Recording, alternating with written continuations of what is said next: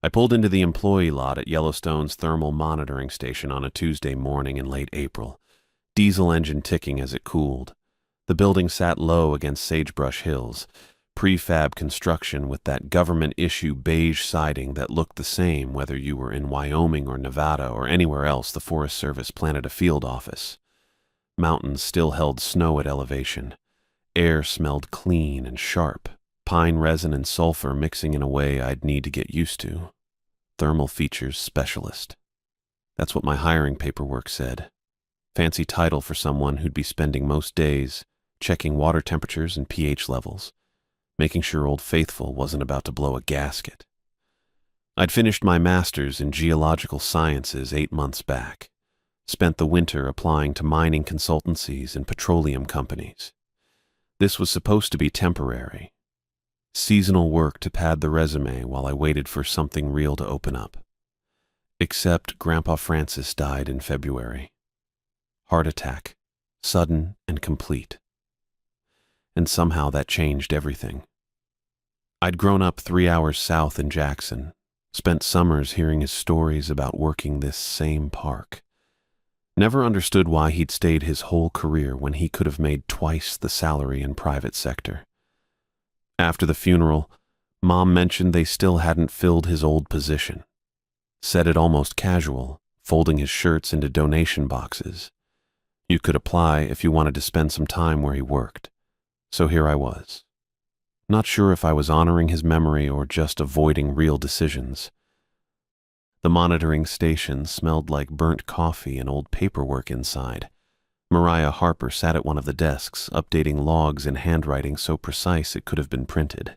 She'd introduced herself my first day, explained the rotation schedules and equipment protocols. 47, maybe 48. Gray, streaking through dark hair she kept pulled back tight.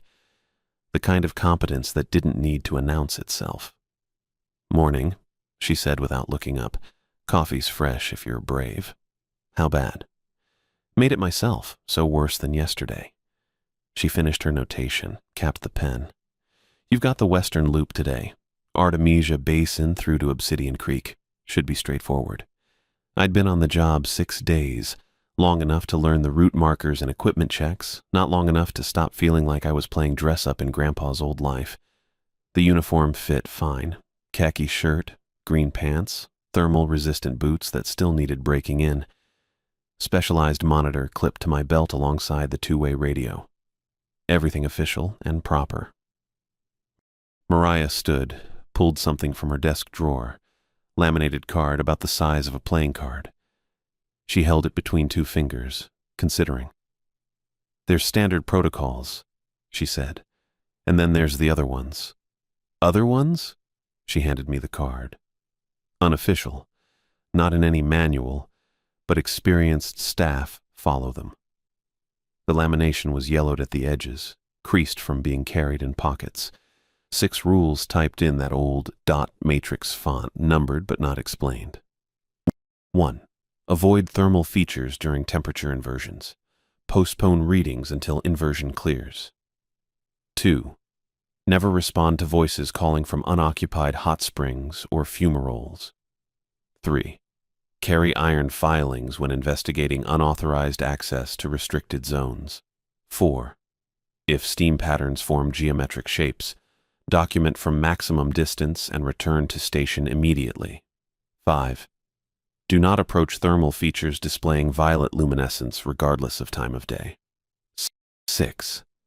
Report all temporal discrepancies in digital watches or GPS devices before continuing patrol. I read through them twice. Looked up at Mariah. She'd already turned back to her desk, sorting through sample vials.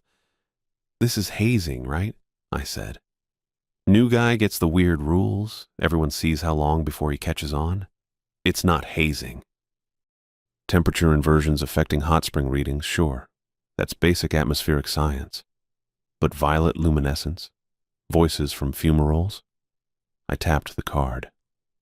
"Temporal discrepancies in GPS devices? Your grandfather helped write those," Mariah said. Calm, matter of fact, the way someone might mention the weather. Francis spent 23 years monitoring thermal features. He knew what he was documenting. That stopped me. Grandpa Francis had been methodical about everything. Measured twice, cut once.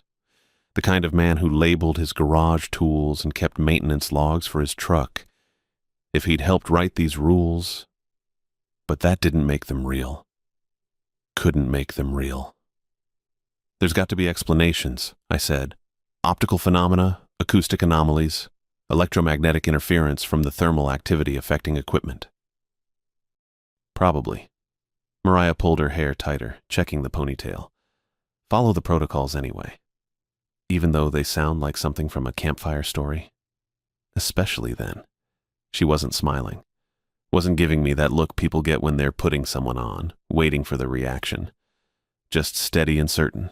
The way she'd been when showing me how to calibrate the spectrometer or collect water samples without contaminating them. I looked at the card again. The lamination had protected it but couldn't hide the age. Years of handling, maybe decades. Passed from specialist to specialist. How many people have these? Everyone who works thermal features long enough, Mariah said. Your grandfather carried his for 20 years. I've had mine for 14.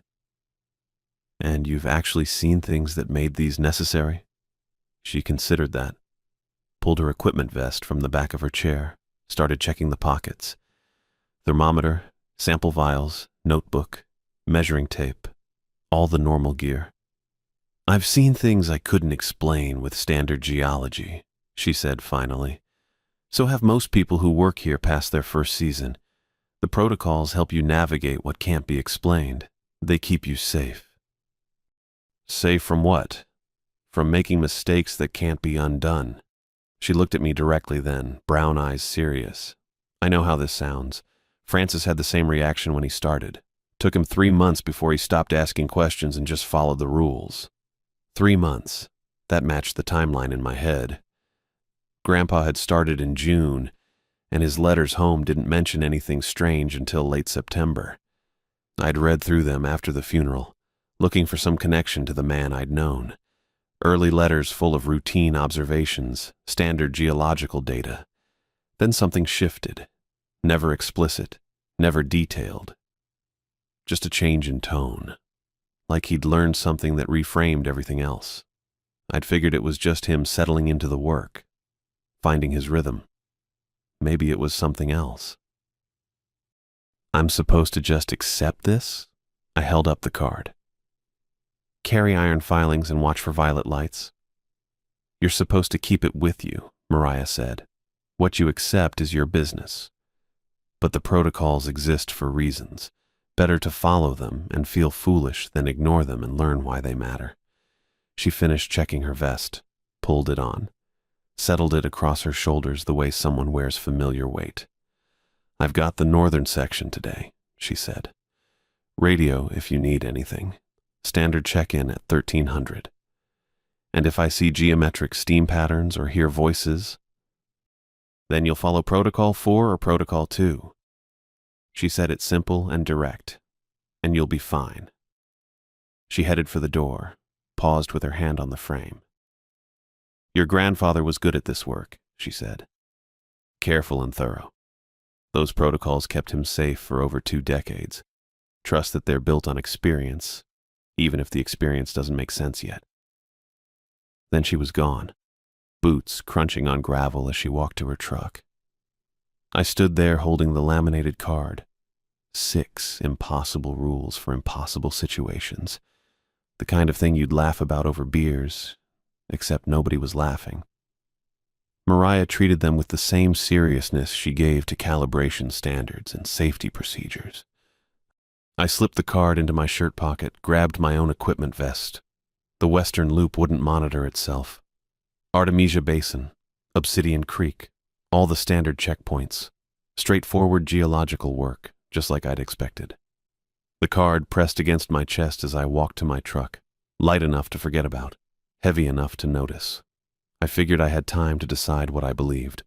Whole season stretched ahead, routine monitoring and data collection. Maybe I'd see something that made the protocols make sense.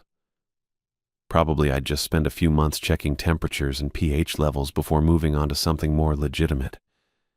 Either way, I'd know soon enough. I started the engine and headed west, unaware that within days I'd understand exactly why my grandfather had spent 20 years following rules that shouldn't need to exist. Artist Point was my third stop that morning. The overlook sat empty. No tour buses yet, just the canyon stretching out in layers of oxidized rhyolite, yellows and oranges and reds stacked in geological time. I walked the designated path toward the thermal monitoring station, a metal box bolted to the rocks about 30 yards from the main viewing platform. Temperature probe in hand, notebook out, standard measurements. The steam caught my attention before I reached the station. It rose in a perfect circle, maybe 15 feet across. White vapor climbing straight up from ground that shouldn't produce any thermal output. I stopped. The monitoring records for this section showed stable baseline temps for the past 8 years. No hydrothermal activity, no subsurface venting. Just solid ground underlain by cooling volcanic rock. I moved closer, boots crunching on the gravel path. The steam kept rising in that geometric pattern, edges sharp as if someone had traced them with a compass. My training said impossible. Thermal features didn't organize themselves into perfect circles. They followed fracture patterns, subsurface weaknesses, geological structures that twisted and branched according to pressure differentials and rock composition. This looked drawn. I pulled the handheld thermal camera from my belt, aimed it at the steam ring. The display showed ambient ground temperature, 53 degrees Fahrenheit, no heat signature, no thermal source whatsoever. The laughter started while I was staring at the impossible readout. Children's voices, high and clear, the kind of sound you'd hear at a playground, kids chasing each other in some game, only they understood the rules too. I turned toward the overlook, expecting to see a family I'd somehow missed. Empty. The viewing platform stood deserted, no visitors, no cars in the lot. Just me and that circle of steam and the sound of children laughing from nowhere.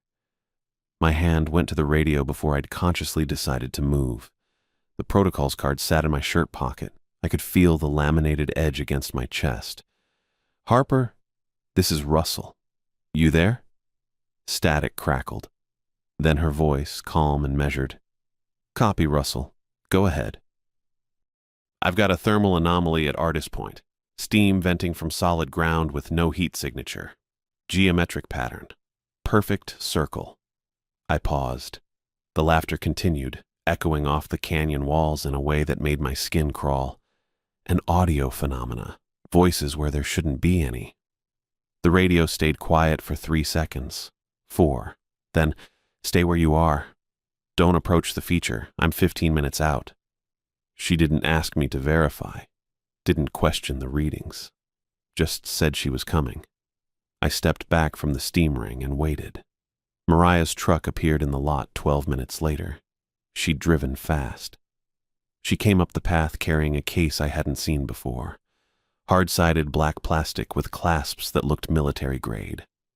Her face held the same professional calm as always, but her eyes moved different.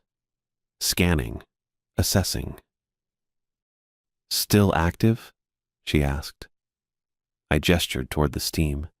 It kept rising in that perfect circle, vapor columns straight as plumb lines in the still air.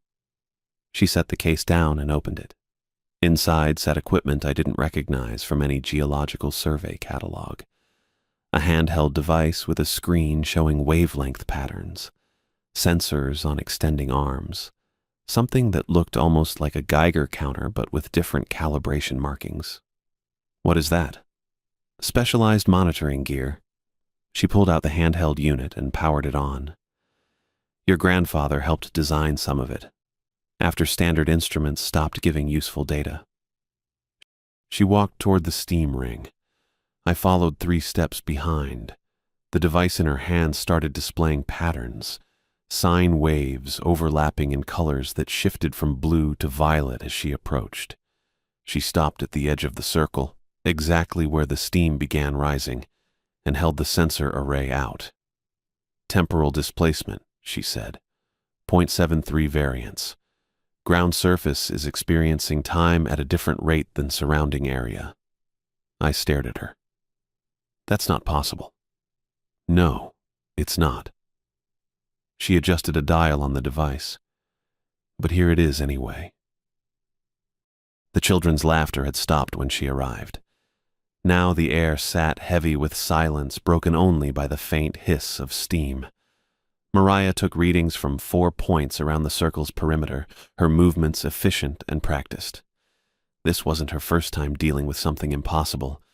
The realization settled in my chest with uncomfortable weight. "How long has this been happening?" I asked. "Depends what you mean by this." She crouched, examining the ground where steam met solid rock. "Thermal features behaving wrong? Since before the park was established? People dying in ways that don't make sense? At least 100 years? The protocols?" She glanced up at me. "Your grandfather started documenting patterns in the late 80s. By 92, we had enough data to establish safety procedures. Why didn't anyone tell me?" "I gave you the protocols on your 6th day." Her tone stayed matter-of-fact. "Most people need to see something firsthand before they'll believe it. Your grandfather was the same way. Took him 3 months and 2 incidents before he stopped looking for rational explanations." She stood, brushing dust from her knees, and packed the equipment back in its case. "This feature will dissipate in the next hour. They usually do. But it confirms we're in an active period. Temperature inversions, temporal anomalies, audio phenomena, they cluster. When one appears, others follow." My radio crackled before I could respond. "Harper, Russell, this is Black. Need you both at headquarters. We've got a situation." Mariah keyed her radio. "Copy. What's the nature?" "Missing persons, family of 4, last seen yesterday afternoon. The headquarters building sat near Mammoth Hot Springs, a larger version of the monitoring station with actual offices and a proper conference room. Gavin Black met us in the parking lot. Tall guy, military haircut, ranger uniform pressed sharp despite the morning heat building toward 90 degrees. "Russell family," he said, falling into step beside us. "Kyle and Poppy, both early 40s. Twin daughters, age 8. Tourists from California. Rental car found abandoned near Grand Prismatic Spring at 0700 this morning." We entered the building. The air conditioning hit like a wall. "When were they last seen?" Mariah asked. "Yesterday, 16:30 hours. Visitor center security footage shows them entering, asking about hot spring access, safe viewing areas, standard tourist questions." Gavin pulled a folder from under his arm. "But here's where it gets strange." He led us to a desk with a computer monitor already queued to security footage. The timestamp read 4:32 p.m. previous day. The video showed a family entering through glass doors, man in polo shirt and shorts, woman in a summer dress, 2 girls in matching tank tops and sandals. They approached the information desk, spoke with the ranger on duty for maybe 3 minutes, then left. Normal. Completely ordinary. "Now here's the witness statements," Gavin said. He pulled out 3 separate reports, handwritten on incident forms. I read the first one, a retired couple from Minnesota who'd been at the visitor center around the same time. They described seeing a family matching the Russells' description, but wearing heavy winter coats, parkas, insulated pants. One witness specifically noted thinking it was odd given the August heat. The second statement came from a park employee working the gift shop. Same description. Family in winter gear asking about hot spring access, looking confused about the season. The third witness was a tour guide. He'd noticed them because the father kept checking his watch and frowning, saying the time didn't match what he remembered. 3 separate witnesses, Gavin said, all describing winter clothing, but the security footage clearly shows summer clothes. I looked at Mariah. Her face had gone still in a way that made my stomach tighten. "What about the rental car?" she asked. "Found unlocked. Keys on the driver's seat. No signs of struggle, but there were items in the vehicle that don't match the timeline. Gavin pulled out another sheet. Winter coats, snow boots, park map with thermal features circled in marker. Can I see the personal effects? Mariah's voice stayed level, but something had shifted in her posture. Gavin led us to an evidence room, small space with locked cabinets and the examination table. He unlocked one cabinet and pulled out clear plastic bags containing the Russell family's belongings. Mariah examined the park map first. Red circles marked 6 thermal features, including Grand Prismatic Spring and Artist Point. She set it down and picked up the next bag, a hotel room keycard. She turned it over in her hands, then looked at me. Check their reservation. Gavin pulled out his phone, accessing the park's visitor database. Russell family, party of 4, checked in at the Old Faithful Inn on August. Wait. He scrolled, frowned. This can't be right. What date? I asked, though part of me already knew. November 18th. He looked up from the screen. Their reservation is for November 18th through November 22nd, 3 months from now. The air conditioning hummed in the silence that followed. I thought about the steam ring at Artist Point, the children's laughter from nowhere, Mariah's device showing temporal displacement like it was a routine measurement. The protocol's card sat in my pocket, edges worn from my grandfather's hands. Never respond to voices from unoccupied thermal features.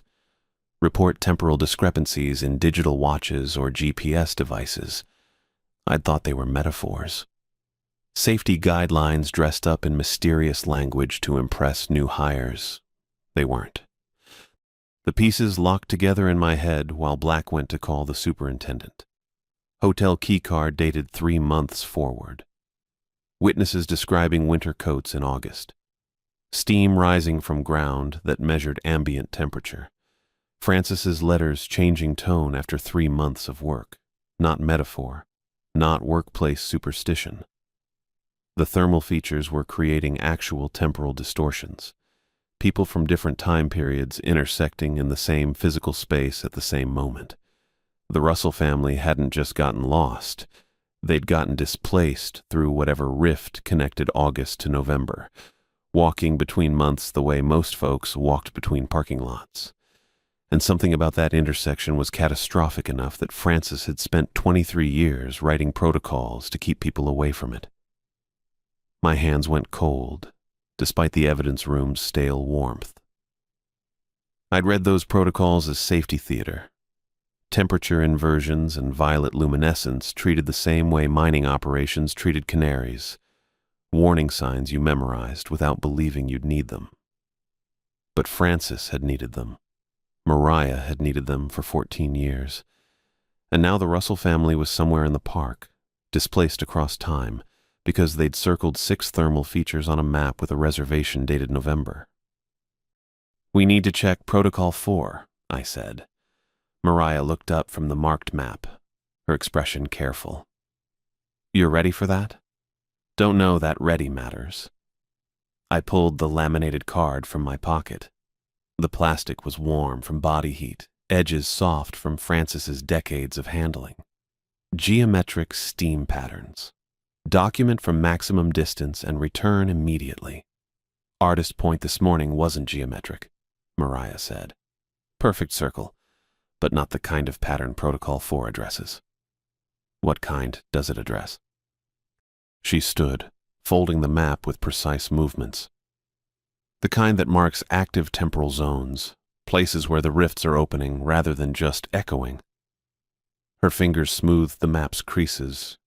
Your grandfather mapped 17 sites across the park, locations where geothermal activity intersects with temporal instability in geometric configurations. Spirals, hexagons, interlocking triangles, patterns that don't occur in natural hydrothermal systems. Black returned, his radio crackling with dispatcher traffic. Superintendents coordinating with law enforcement. They're treating it as standard missing persons until we provide evidence otherwise. He glanced between us. Which we can't, because explaining temporal displacement to the county sheriff sounds like a career-ending conversation. We document what we find, Mariah said. Same as always. Thermal anomalies, equipment malfunctions, atmospheric conditions that made navigation difficult. She turned to me. But first we need to check the restricted zones. If the Russell family was following a map to specific thermal features, they might have entered areas closed to public access. Norris Geyser Basin, I said. The words came out certain, though I couldn't articulate why. Just something about the maps circled locations and Francis's old field notes I'd read during graduate school research. He mentioned unauthorized footprints near Porcelain Basin in a letter from 1991, called them concerning, but didn't elaborate. Mariah's eyebrows rose slightly. You read his correspondence? Mom kept everything, boxes of letters in her attic. I'd gone through them looking for career advice, back when I thought Francis had just been a dedicated civil servant with geological expertise. Most of it was routine, weather observations, equipment requests, complaints about tourists, but some letters had gaps. Paragraphs where the tone shifted without explaining why. He couldn't explain, Mariah said quietly. Protocol existed partly to protect people from knowledge they weren't ready to carry. She collected her equipment case, checking the clasps. But you're carrying it now, so we check Norris. The drive north took 40 minutes through lodgepole pine forest, still recovering from fires 2 decades old. Mariah drove while I reviewed Francis's protocols again, reading each line as instruction rather than metaphor. Iron filings for unauthorized access. Violet luminescence, meaning don't approach. Temporal discrepancies in digital equipment, all of it describing actual phenomena that occurred in actual locations with actual consequences. How many people know? I asked. About the temporal distortions? Mariah kept her eyes on the road. Active staff? 3 now, including you. Superintendent Cochran knows enough to authorize our work without questions. Your grandfather spent years deciding who could handle the information and who couldn't. And everyone else just thinks we're monitoring thermal temperatures. We are monitoring thermal temperatures. That's not false. She slowed for a bison near the shoulder, giving it wide clearance. But we're also monitoring temporal stability, documenting displacement events, and maintaining containment protocols your grandfather established. Multiple jobs with one title. The road curved past Roaring Mountain, steam venting from dozens of fumaroles across the hillside. Normal geothermal activity. Nothing geometric or violent or temporally displaced. Just superheated groundwater finding paths through fractured rock, the way it had for thousands of years. Except some of those paths led places that weren't just geological. Norris Geyser Basin appeared through the trees. White mineral deposits spread across rolling terrain, boardwalks threading between thermal features that bubbled and hissed. Mariah parked in the employee section, away from the handful of tourist vehicles scattered through the main lot. Late afternoon sunlight angled across the landscape, turning steam golden. Restricted zone is northwest of Porcelain Basin, she said, pulling her equipment case from the truck bed. Closed since 1989 after 3 separate incidents of tourists reporting disorientation and time loss. Official reason is unstable ground. Actual reason is temporal variance, reaching .87 on your grandfather's scale. What happens at .87? People experience time at different rates. Minutes for them, hours for observers, or vice versa. She handed me a handheld radio and a can of orange surveyor's paint. We mark our path going in. If we experience displacement, we follow marks back out. Don't deviate regardless of what we see or hear. My throat went dry. You're saying we might get displaced. I'm saying we take precautions. She started toward the basin's edge, following a faint trail that led away from maintained boardwalks. And we follow Protocol 4. Document, don't engage, return immediately. The trail wound through sagebrush and scattered pine, thermal features hissing on either side. I marked trees every 30 feet with orange spray paint, the chemical smell sharp against sulfur and mineral scent. Mariah walked ahead with her detection equipment, watching the readout screen. Variance increasing, she said. 0.42, 0.51. The ground changed texture underfoot. Mineral deposits gave way to gray clay that stuck to boot treads, then to crystalline formations that crunched with each step. The air temperature dropped despite steam venting nearby. My breath condensed, visible fog in air that had been 70 degrees moments before. 0.68, Mariah said. Her voice sounded distant despite walking 10 feet ahead. We're close. I marked another tree, then stopped. Footprints pressed into the crystalline ground, multiple sets, different sizes, adult boots and small sneakers. The prints led deeper into the restricted zone, toward a stand of dead lodgepole pine surrounding something that glowed pale blue through the gaps. Mariah. She turned, saw where I pointed, and went very still.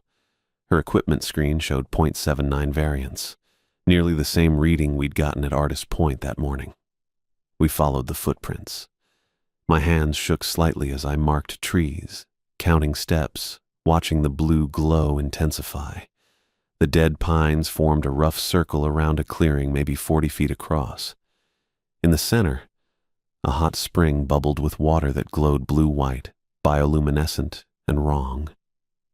The light didn't behave correctly, didn't cast shadows or reflect off surfaces, just existed as sourceless illumination that hurt to look at directly. And around the spring's edge, standing motionless, were people, the Russell family, Kyle and Poppy and their twin daughters, all wearing the winter coats witnesses had described, but also others. An elderly couple in 1970s hiking gear, a young man in clothes I didn't recognize, old-fashioned cut, maybe 1920s or 30s, all of them standing perfectly still, faces turned toward the glowing water. "Don't approach," Mariah whispered. Her equipment screen showed .92 variance. I couldn't have approached if I wanted to. My legs had locked, every instinct screaming that something was fundamentally wrong with the figures ahead. They stood too still, breathed too shallowly. The winter coats didn't move in the thermal updraft from the spring. Then Kyle Russell turned his head. Not his whole body, just his head, rotating on his neck with mechanical precision. His face was translucent, skin like clouded glass stretched over nothing. Where his eyes should have been, empty sockets gaped, dark and hollow. His mouth opened, but no breath emerged, just a soft clicking sound that might have been vocalization, or might have been something else. The other figures turned as well, all with the same mechanical precision. Hollow shells with translucent skin and empty sockets. Not human anymore. Maybe not alive in any way I understood the term. Something moved in the glowing spring. Not water displacement from geothermal convection. Intentional movement. Shapes rising from superheated liquid that should have been sterile and empty. Forms that resembled nothing I had taxonomy for. Elongated bodies that bent in too many places. Limbs that branched and subdivided, surfaces that rippled between solid and liquid states. They emerged slowly, water streaming off forms that shouldn't exist. 3 of them, then 5, then more than I could count. They moved between the standing figures, touching translucent faces with appendages that left no marks, positioning the shells with precise care. One of them turned toward us, toward me specifically, though it had no eyes I could identify. When it spoke, the sound came from everywhere and nowhere, vibrating through bone rather than air. "Heat shepherds," it said. Not in English, not in any language, but I understood anyway. The meaning transferred directly, bypassing auditory processing. We collect those displaced through geothermal rifts, those caught between moments when temporal stability fractures. "What did you do to them?" My voice came out thin, compressed. Nothing. Everything. They walked between August and November, between present and future, and the crossing unmade them. The entity gestured at the hollow shells with something resembling a limb. "We gather what remains. Preserve the fragments. Without us, they would dissipate completely, scattered across decades like ash. Mariah's hand found my elbow, gripping hard. Warning or support, I couldn't tell. The agreement, she said. Francis Russell's agreement. The entity shifted, its form rippling. Francis Russell understood.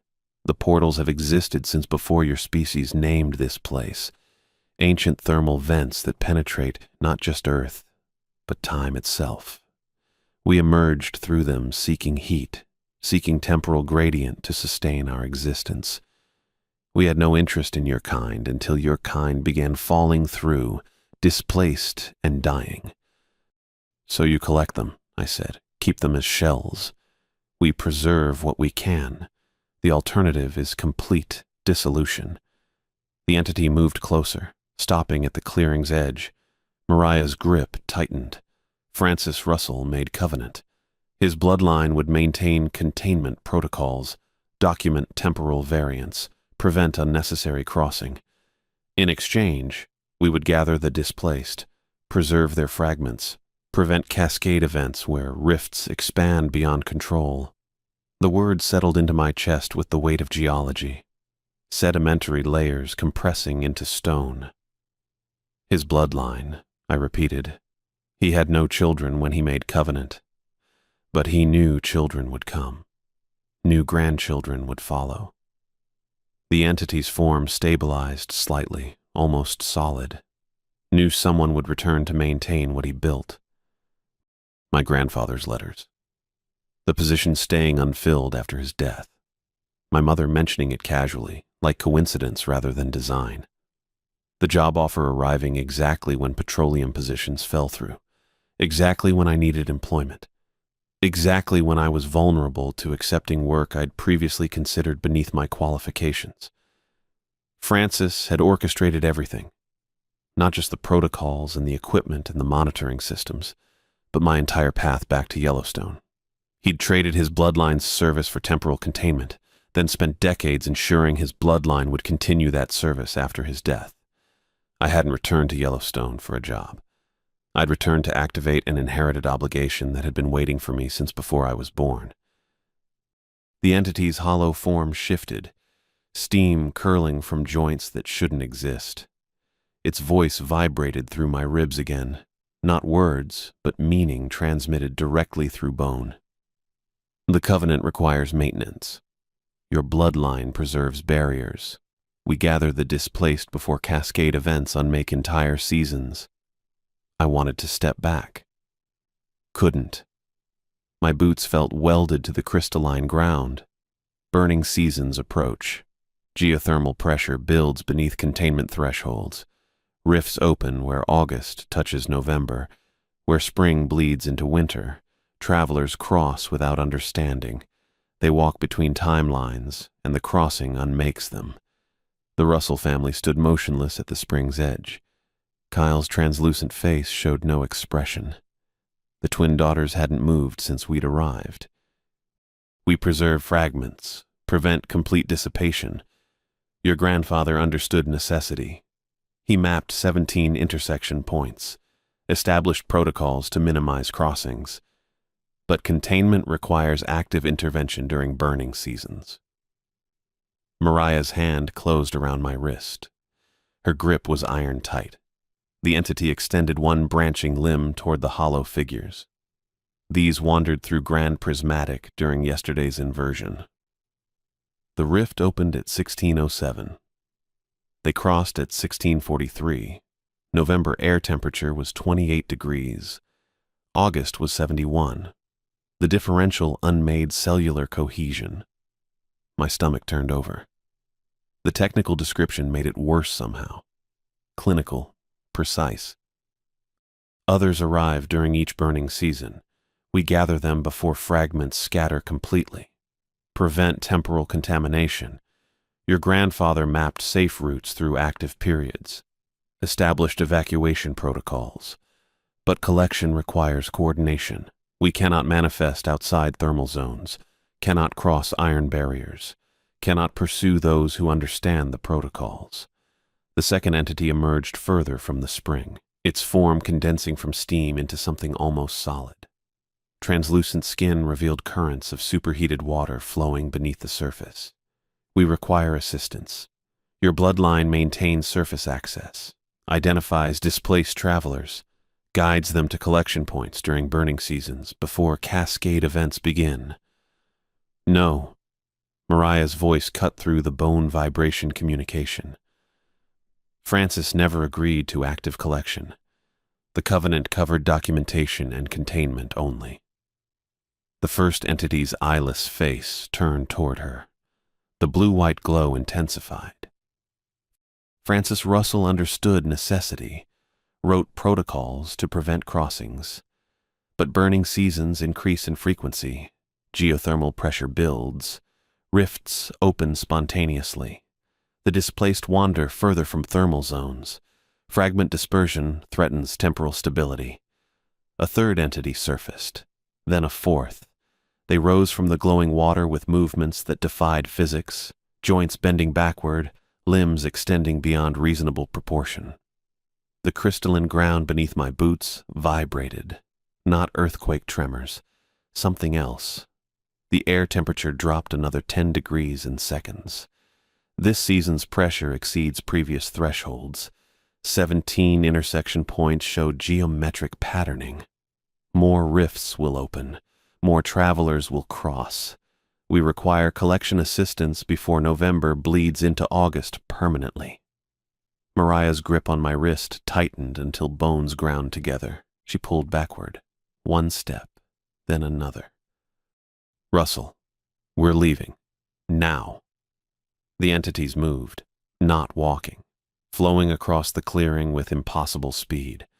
The one closest to us abandoned any pretense of solid form, body collapsing into a column of superheated steam that writhed upward 12 feet, 15, 20. Molten rock glowed at its core, actual magma suspended in vapor, pulsing with each bone vibration word. The covenant requires fulfillment. Your bloodline accepted responsibility. Francis understood. You will understand. The human disguises they'd worn, if they'd ever truly worn them, dissolved completely. All four entities revealed themselves as walking contradictions. Bodies composed of elements that shouldn't coexist outside extreme geological conditions. Steam and magma, solid and vapor. Heat intense enough to liquefy stone contained in forms that moved with purpose. Mariah yanked me backward hard enough to break my paralysis. Move! I stumbled, caught myself. The orange paint marks on the trees behind us glowed faintly in my peripheral vision. 30 feet to the first marker, then 30 more. Then 30 more after that. The entities flowed forward. The clearing's temperature spiked. My exposed skin prickled with heat that had nothing to do with normal thermal radiation. Mariah's hand released my wrist and went to her equipment vest. She pulled something from an interior pocket, a silver canister the size of a road flare. Her thumb found a recessed button. Protocol 5 variant. Close your eyes. I squeezed them shut. Even through my eyelids I saw the violet flash. Felt it more than saw it. A pulse that resonated in my teeth, my bones, the base of my skull. The entities made sounds for the first time. Not bone vibration communication. Actual noise. A hissing shriek that climbed octaves into frequencies that made my inner ears ache. Run! Follow the paint marks. Don't stop. Mariah's voice came from my right. I opened my eyes to slits. The entities had recoiled to the spring's edge, their forms destabilized, steam and magma separating into distinct layers that struggled to reintegrate. I ran, 30 feet to the first orange mark. My boots hit crystalline ground, then gray clay, then mineral deposits. The detection equipment on Mariah's belt shrieked steady alarm tones. 0.92 variance, 0.85, 0.73. Behind us, the hissing grew louder. I risked a glance back. The entities were reforming, pursuing. moving through the dead lodgepole pines with the fluid inevitability of water flowing downhill. Mariah pulled a second item from her vest, a cloth bag that clinked with metallic sound. She tore it open one-handed while running, scattering contents in a wide arc behind us. Iron filings. Protocol 3. Carry iron filings when investigating unauthorized access. Where the filings hit ground, the entities stopped, not slowed. Stopped completely, forms recoiling from the scattered barrier with the same violent reaction they'd shown to the violet flash. Emergency thermal suits in the truck, move faster. 0.61 variance, 0.54. The air temperature climbed back toward normal. My visible breath dissipated. We burst from the restricted zone onto the maintained trail. Mariah's truck sat in the employee section 200 yards distant. She was already running toward it, equipment vest bouncing against her torso. I followed. My lungs burned. Not from exertion. From breathing air that had been too cold too fast, then heated again too quickly. Mariah reached the truck first, yanking open the rear cargo door. Inside sat 2 silver cases with hazmat symbols and military-grade clasps. She hauled one out, flipped the clasps, pulled out something that looked like a firefighter's protective suit made from materials I didn't recognize. Reflective outer layer, insulated interior, breathing apparatus attached. Put it on, full seal. I grabbed the second suit from the case. My hands shook. Took 3 tries to get my boots through the leg openings. The material felt wrong, too light for its bulk, too flexible for something designed to handle extreme temperatures. Mariah already had hers on, breathing apparatus engaged. Her voice came through a small speaker near the collar. Francis developed these with Cochrane's classified budget. Rated to 1500 degrees, tested to 2000. Only thing that works when they manifest outside thermal zones. She pulled on insulated gloves and lifted the silver canister she'd used earlier. 3 more sat in the case's foam interior. The entities emerged from the tree line. They'd fully abandoned human configuration. No more bipedal approximation. Just living columns of superheated geological fury, each one 12 feet tall and radiating enough heat to blister the paint on Mariah's truck from 30 yards away. Mariah scattered another bag of iron filings in a wide semicircle around the truck. The entities stopped at the barrier. One extended a pseudopod of steam toward the iron line. Where vapor touched metal, both substances reacted violently, iron oxidizing instantly to red powder, steam condensing and flash boiling in rapid cycles. "Get in. We're going to Francis's station." I climbed into the passenger seat, thermal suit making every movement awkward. Mariah slammed her door and gunned the engine. The truck lurched forward. In the side mirror, I watched the entities test the iron barrier, probing for gaps with patient malevolence. Mariah drove south, not toward headquarters, not toward any tourist facility I recognized. She took maintenance roads I'd never noticed during my 6 days on the job, following routes marked only by faded numerical codes on small metal posts. Where? Beneath the maintenance complex near Old Faithful. Francis built it in '92 after the protocols were established. Cochrane authorized construction as equipment storage. Nobody else knows it exists. 20 minutes of silent driving through service roads. The thermal suit's interior temperature regulation kept me from overheating, but sweat still ran down my spine. My hands hadn't stopped shaking. Mariah parked behind a nondescript prefab building that could have been storage, could have been offices, could have been anything. She grabbed both silver cases from the truck bed and led me to what looked like an electrical junction box on the building's north side. It wasn't.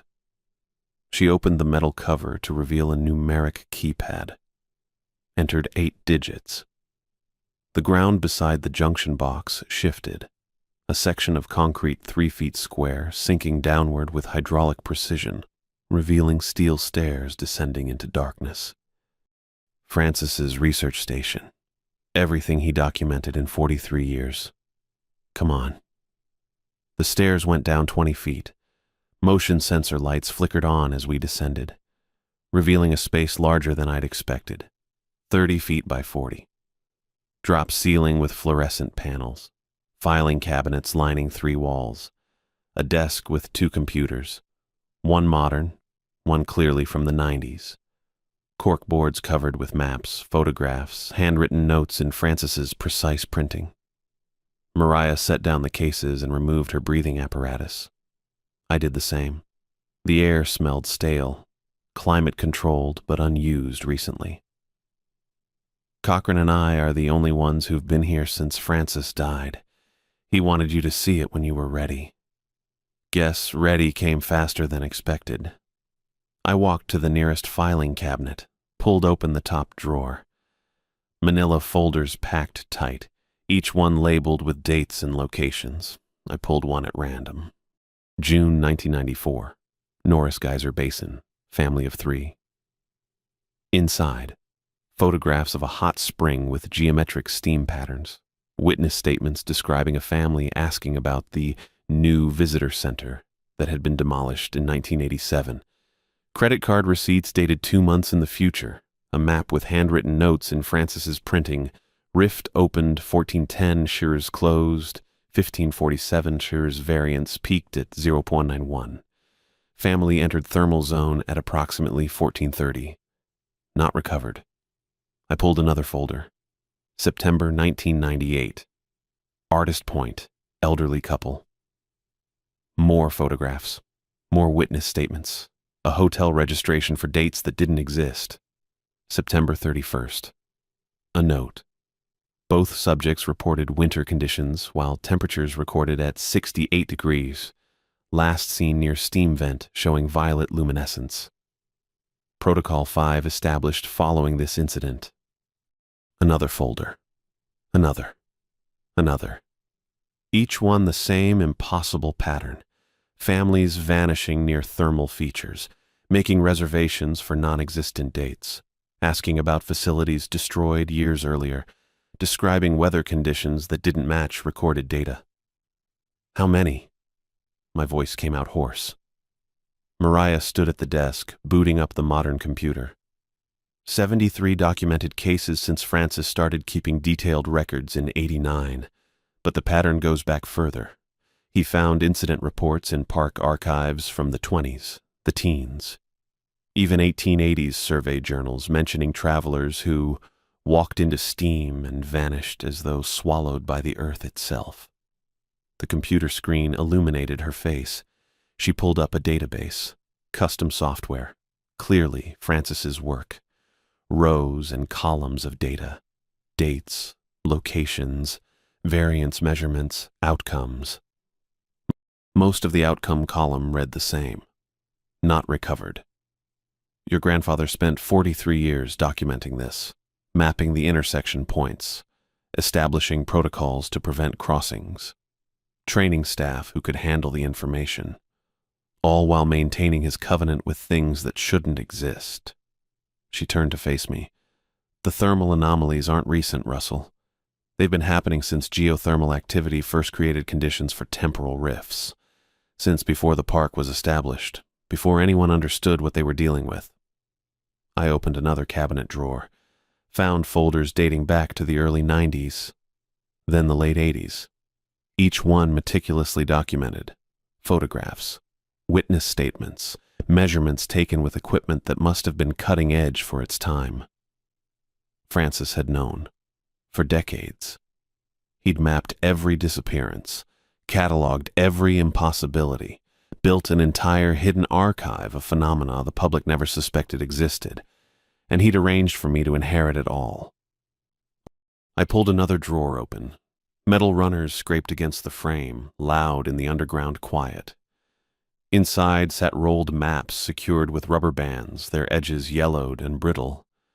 I lifted one out carefully. The band snapped when I touched it, disintegrating after decades of compression. The map unrolled across the table's surface. USGS topographical overlay dated 1989 with Francis's additions in red ink. 17 sites marked with precise coordinates and annotations. Grand Prismatic Spring. Variance threshold, 0.84. Active during temperature inversions exceeding 15 degree Fahrenheit differential. August-November corridor documented 1991, 1994, 2003. Artist point. Geometric manifestation radius 4.6 meters. Circular pattern indicates echo phenomenon, not active rift. Monitor for expansion. Norris Geyser Basin, northwest sector. Primary collection point. Variance ceiling 0.92. Entity manifestation confirmed. Iron barrier effective at 300 G dispersal rate. Each location had measurements, temporal variance readings, dates of documented incidents. Francis hadn't just observed the phenomena, he'd quantified it, mapped it, turned impossible geological contradictions into data sets. There's more. Mariah stood at the filing cabinet against the far wall holding a leather-bound ledger. Not a modern thing. Old, with hand-sewn binding and water stains along the bottom edge. I crossed the room. She opened it to the first page. October 1924. Edmund Russell. Commenced monitoring duties as agreed. 17 sites confirmed active. Collection protocols established with heat shepherds per covenant terms. My hands went cold. Edmund Russell, I said, Francis's father. Keep reading. I turned pages. The handwriting changed every few decades, but the surname stayed constant. Edmund Russell until 1947. Thomas Russell from 47 to 73. Francis Russell from 73 to this February. 100 years, 4 generations, all doing the same work in secret. The entries documented everything: displacement events, entity encounters, containment procedures. Edmund had written detailed protocols for iron barrier deployment, noting that ferrous oxide disrupted temporal variance fields and prevented entity manifestation outside thermal zones. Thomas had refined the monitoring equipment, developing the handheld detector Francis later improved. Francis had digitized the records and established the current protocol system, but he'd inherited the foundation from his father and grandfather before him. How far back does this go? My voice sounded thin. Mariah turned to the ledger's first page again. Edmund's initial entry references duties as agreed. He didn't start the covenant. Someone before him did. I looked at the maps, the equipment, the decades of documentation. Francis had spent his entire career maintaining something his father had passed down. Edmund had done the same. The job had consumed their lives. Every thermal reading, every variance measurement, every missing person investigation building toward the moment when they'd hand it to the next Russell. To me. Francis's death. I stopped. Started again. February 15th, heart attack at his kitchen table. That's what the coroner said. But the timing. I pulled out my phone, opened the calendar. He died exactly 8 days before the petroleum positions fell through. 10 days before Mom mentioned the Park Service opening. 2 weeks before I applied. Mariah didn't confirm or deny. Just watched me work through it. Francis had known. Somehow he'd known the mining companies would cancel their hiring, that I'd be looking for work, that Mom would mention his old position. Or he'd arranged it. Made calls. Pulled strings. Ensured I'd come back to Yellowstone exactly when the covenant needed to transfer. His death hadn't interrupted the work. It had completed it. I sat down hard in the desk chair. The leather creaked under my weight, worn smooth from decades of use. Francis had sat here. His father before him. Now me. The entities said Francis made the covenant, I said. But he was 27 when he started working here. The covenant's older than that. Francis renewed it, Mariah said. Every generation does. The heat shepherds can't maintain containment alone. They need someone who can move freely, monitor the intersection points, identify displaced travelers before cascade events occur. And in exchange, they collect the displaced, prevent temporal contamination, keep the rifts from expanding beyond geothermal boundaries. I looked at the maps again. 17 sites scattered across the park's thermal features, each one a potential crossing point where August could bleed into November, where families on vacation could walk between seasons and come apart at the molecular level. The heat shepherds weren't hunting people. They were cleaning up after catastrophic failures, gathering the fragments before they contaminated entire timelines.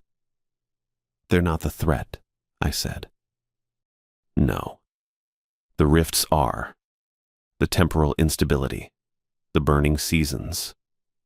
Mariah nodded. The entities exist because the geothermal activity creates temporal weak points. They've been managing the displacement for longer than we've had records. But they can't cross iron barriers, can't manifest outside thermal zones, can't identify displaced travelers until they've already crossed and started coming apart. So they need us. They need the Russell bloodline specifically. The covenant binds your family to the work, makes you compatible with their methods, allows communication. I thought about the entity's voice vibrating through my bones, the way it had known Francis's name, known about the covenant, known I'd been orchestrated back to Yellowstone. What happens if I refuse? The entities lose their human interface. Displaced travelers go uncollected. Temporal contamination spreads. Cascade events multiply. Mariah pulled out another file, this one marked with red warning tape. Francis documented a near cascade in 2003. Family of 5 crossed during a thermal inversion at Grand Prismatic. Variance hit 0.97. The rift started expanding 3 feet per hour. By the time Francis identified them and guided them to the collection point, the displacement zone had grown from 8 feet to 42 feet in diameter. The file contained photographs, a massive steam circle around Grand Prismatic, far larger than natural geothermal activity could explain. Measurement readings showing variance approaching 0.99, and 5 translucent figures standing at the spring's edge, hollow shells waiting for collection.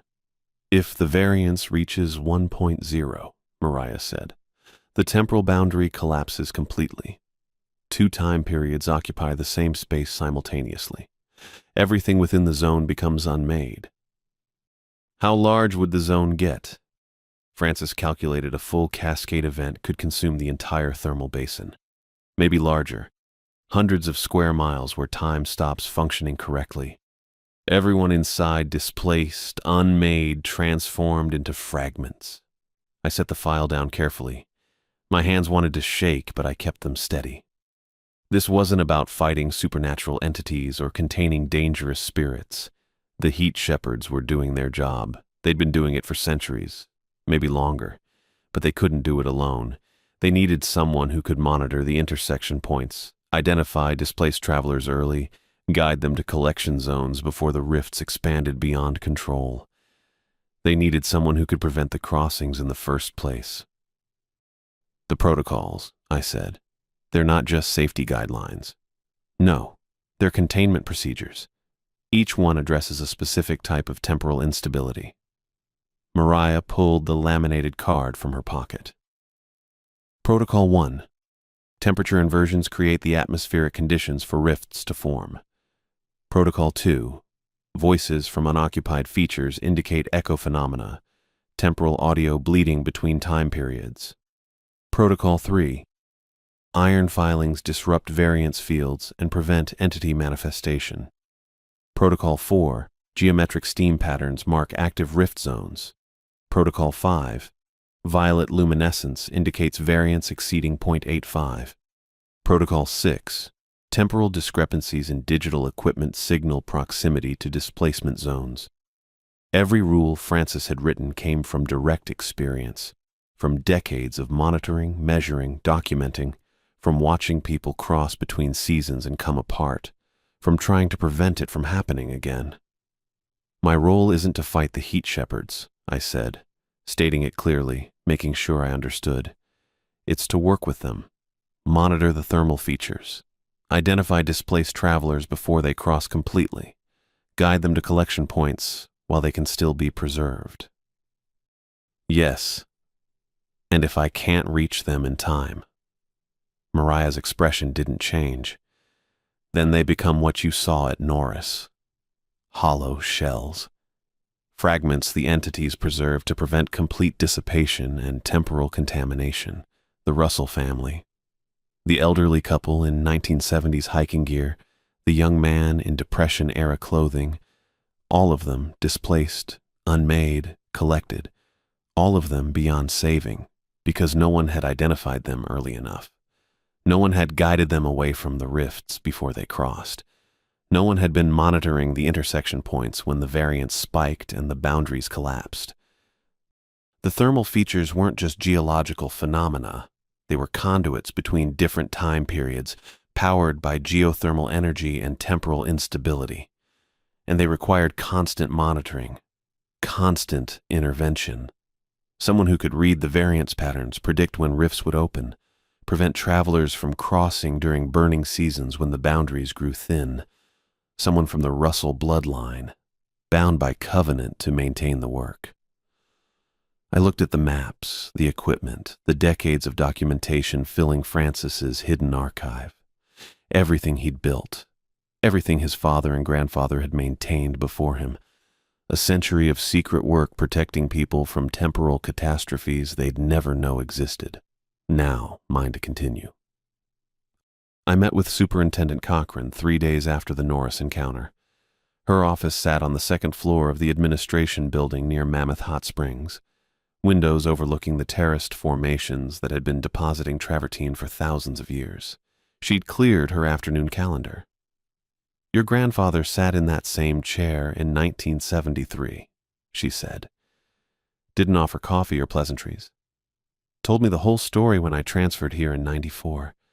Took me 6 months to believe him." I had Francis's ledger in my lap. The leather binding felt warm from my hands during the drive north. "We need updated protocols," I said. "The heat shepherds want active assistance, collection duty. Francis documented cases, but never agreed to guide people toward the entities." Cochran pulled a folder from her desk drawer. "I know, but burning seasons are accelerating. Look at the frequency." The folder contained incident reports dating back to 1989. 2 cases that year, 3 in '92. 5 in '98. The numbers climbed steadily until the current year showed 11 documented displacements in 8 months. "We can't hand people over," I said. "That's not containment. That's preventing cascade events." She tapped the most recent report. "Grand Prismatic, August 19th, family of 4. Variance hit .97 before your grandfather intervened. You read that file?" I had. Photographs showed steam circles expanding in real time, rift diameter measurements increasing every hour. "We establish medical emergency protocols," Cochran continued. "Thermal exposure, heat exhaustion, disorientation from hydrogen sulfide exposure. All plausible. All documented conditions that explain confused tourists, time discrepancies, unusual behavior." She slid a laminated card across the desk. "This gets filed with dispatch. Anyone reporting these symptoms gets routed to you or Harper immediately." The card listed symptoms I'd already seen in Francis's documentation. Confusion about current date, insistence on reservations that don't exist, descriptions of demolished or not yet built structures, wearing seasonal clothing inappropriate for current conditions, watches or phones displaying incorrect times that don't reset. "And when I identify them," I asked, "you monitor, document. If they're already displaced, if they've crossed, you coordinate with the entities per covenant terms." Cochran's expression didn't change. "If they're showing pre-displacement symptoms, you prevent the crossing. Iron barriers at thermal features during inversions, restricted area closures, whatever containment requires." I put the card in my shirt pocket next to the protocols Francis had written. "How do I return someone who's already crossed?" Cochran pulled out a second folder, thicker. Francis's handwriting covered every page. Learning to identify displacement took 4 weeks of observation. Mariah taught me to watch for the tells. We worked the Grand Prismatic Overlook on a Tuesday morning in mid-September. 20 tourists clustered along the boardwalk, cameras pointed at the rainbow-colored spring steaming below. Mariah stood beside me with detection equipment disguised as a thermal monitoring tablet. "There," she said quietly. "Gray jacket, 40-something male." I watched him, nothing obvious at first. He took photographs, checked his phone, leaned against the railing. Then I saw it. He pulled out his phone 3 times in 5 minutes. Each time he checked the display, his forehead creased. He turned the phone off and back on, shook it once. "Clock's wrong," I said. ".48 variance here," Mariah confirmed. "Not enough for crossing, but he's feeling it. Watch." The man approached a younger couple. I moved closer, pretending to check boardwalk conditions. "Excuse me, is your phone showing the right time?" His voice carried uncertainty. "Mine keeps jumping forward. Says it's almost noon, but that can't be right." The couple checked their phones. 11:17, they told him. Both devices matched. The man stared at his screen. 11:53, it displayed. He'd lost 36 minutes somewhere between the parking area and the overlook. Mariah intercepted him with practiced efficiency, introduced herself as thermal monitoring staff, asked about symptoms, dizziness, nausea, confusion, all standard questions. The man admitted feeling lightheaded, disoriented. "Hydrogen sulfide exposure," Mariah explained. "Concentrations higher than usual today. We're advising sensitive individuals to move to open areas." She guided him away from the thermal feature toward the parking lot, away from the .48 variance zone. Symptoms should clear within 20 minutes of fresh air exposure. I watched his phone display through binoculars as he walked. 11:19. Time had corrected itself once he left the variance field. That evening, I documented the incident in Francis's database. Minor displacement effect, prevented crossing, no entity contact required. 3 days later, I identified my first active case. She stood at Artist Point Overlook wearing a parka in 70-degree weather. Late 50s, maybe. Kept asking the ranger on duty about the shuttle schedule to Canyon Village. "There hasn't been a shuttle route here since 2009, the ranger explained, patient but confused. I approached with detection equipment. .62 variance, higher than it should be without geometric manifestation. "Ma'am, I'm with Thermal Features Monitoring. Can I ask when you arrived at the park?" She turned. Her eyes didn't quite focus on me. "This morning. Took the shuttle from Mammoth. But the driver said something about route changes, and I'm supposed to meet my husband at Canyon Village by 2 o'clock. "What's today's date?" I asked. "October 7th, 2008. No hesitation. Complete certainty. My detection equipment read September 22nd, current year. She'd crossed from 14 years prior. I radioed Mariah using the coded phrases Cochrane had established. "Thermal anomaly at Artist Point. Need equipment support for possible exposure incident." The woman's skin had started looking translucent around the edges. Not fully unmade yet, but deteriorating. Francis's documentation included protocols for this scenario. I guided her away from the overlook toward the maintenance road, talking constantly to keep her focused. Asked about her husband, her trip, anything to maintain coherence.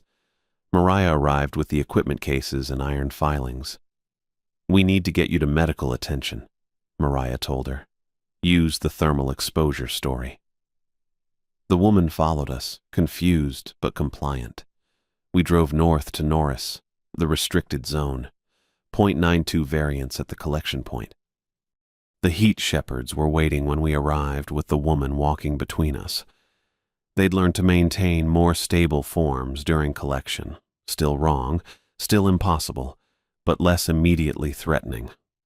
One entity approached with that bone vibration communication. She crossed during morning inversion. October 2008 touched September current year. Cellular cohesion failing. I know. I kept my voice steady. That's why we brought her. Covenant terms honored. Collection proceeds. The woman saw the entities then, started to scream, but her voice faded as they gathered around her, and within seconds she joined the other translucent figures standing at the spring's edge. Preserved. Unmade but not dissipated. I documented everything that night. Time of crossing, variance readings, collection procedures. Added her case to the database as number 74. Frances had done this for decades. Now it was my responsibility. But prevention became the priority. Frances's notes contained detailed procedures for controlled geothermal releases, using the park's natural thermal cycles to stabilize variance before crossings occurred. The technique required precise timing. I'd monitor variance readings across all 17 intersection points, tracking the patterns Frances had mapped. When variance started climbing toward crossing threshold, usually 0.75 or higher, I'd coordinate with Mariah to trigger controlled steam releases at adjacent thermal features. The geothermal pressure would redistribute. Variance would drop. Crisis averted. We prevented 4 potential crossings in October alone using Frances's methods. A family at Grand Prismatic showing pre-displacement symptoms. 2 separate individuals at Norris experiencing time discrepancies. A tour group at Artist Point during a temperature inversion that spiked variance to 0.81. Each time, controlled releases brought the numbers down before anyone crossed between timelines. The thermal features stopped being geological curiosities. They became tools, pressure valves, containment systems that had existed since the Yellowstone caldera formed 640,000 years ago. I'd thought I was coming here to monitor temperatures and write reports, maybe spend a season before moving on to petroleum work or mining surveys, corporate positions with actual career trajectories. Instead, I was maintaining barriers between August and November, preventing tourists from walking into timelines that would unmake them, coordinating with entities made of superheated geological impossibilities, and carrying forward a covenant my great-great-grandfather had established a century before I was born. Frances had known exactly what he was doing when he orchestrated my return. The Russell bloodline wasn't just compatible with entity communication. We'd been shaped by generations of this work, trained through inherited instinct and documented knowledge to recognize the signs, understand the patterns, and maintain the balance that kept temporal rifts from consuming the park entirely. This wasn't temporary work. This was what I'd been meant for all along, whether I'd known it or not.